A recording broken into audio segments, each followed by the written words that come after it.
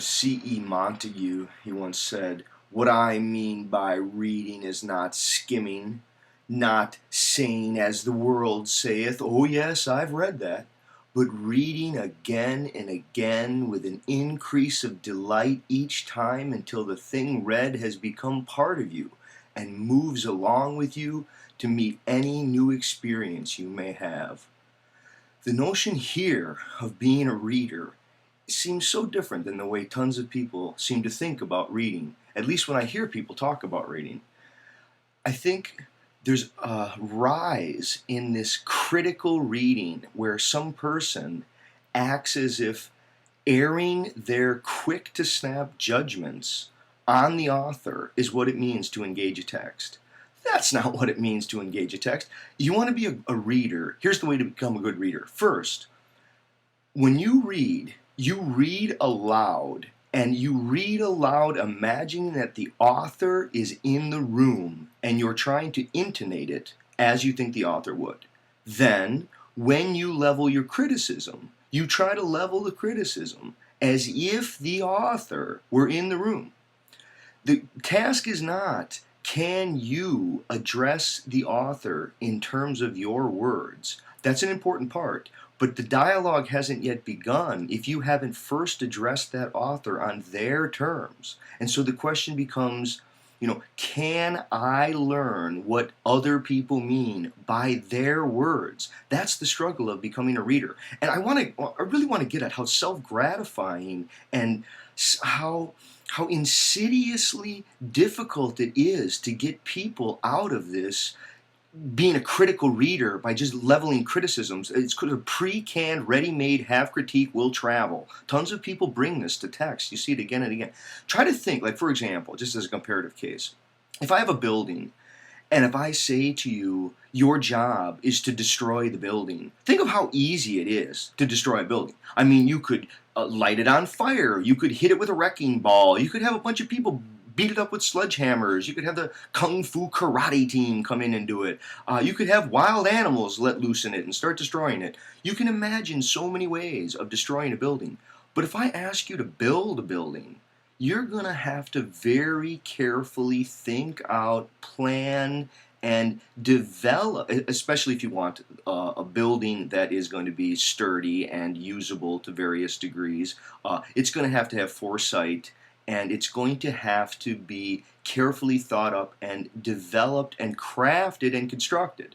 It's not that there's only one way to do it, but there is a step and an order. There's a lot of freedom, but there's more demanding constraints in its freedom. It's not just freewheeling, crazy freedom, but I think that's kind of what has become of reading for so many people.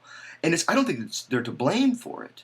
But I think tons of people, they struggle with book culture and they struggle with, learning how to read because perhaps they've been taught that thinking for themselves and being an independent thinker is being a critical reader, and being a critical reader is having a bunch of pre-canned, ready-made criticisms, largely when they don't really understand what was being said to begin with. There are so many texts that are very, very difficult, and a great reader, you'll have to scale to acquire a text, to make it become in you, to make it go with you to meet any new experience you may have. I mean, to really do enough rereading to have that happen, it's almost as if some of these very difficult texts, rereading is part of the deal. You'll have to think about it as a task of rereading and immersion, and it's sort of like scaling a mountain, right? If it's a big mountain, you're not scaling it on a day. It's a many-day adventure, and you're going to need equipment, and you may even need a kind of tour guide to help you through it. But I think, in general, try to see in your own reading, what kind of reading are you doing? I would recommend that, yes, you try to read it as if the author were there.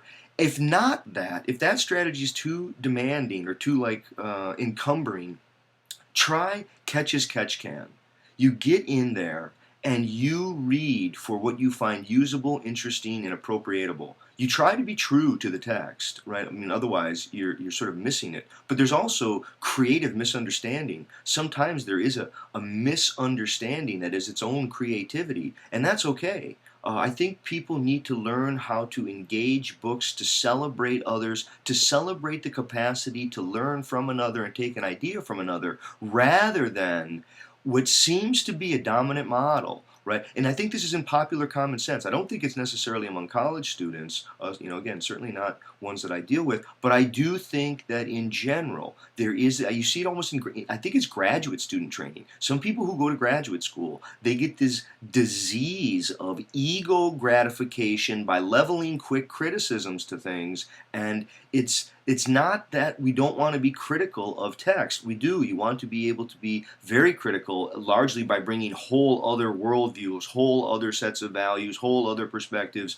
different scholarly lines and traditions to bear and to show the weaknesses and shortcomings. And I think once we've done that, yes, let's address the shortcoming of the piece, and let's address the inadequacies and where we would make correctives and suggestives. But let's not start there. I want to hear someone lay out the argument as if the author were in the room, and they're going to first satisfy that that's what the author originally said. If that's what we're talking about by being a good reader, I'm all for it. So with that said, I thought that would be some fun thing to talk about for books and book culture. Okay, thanks.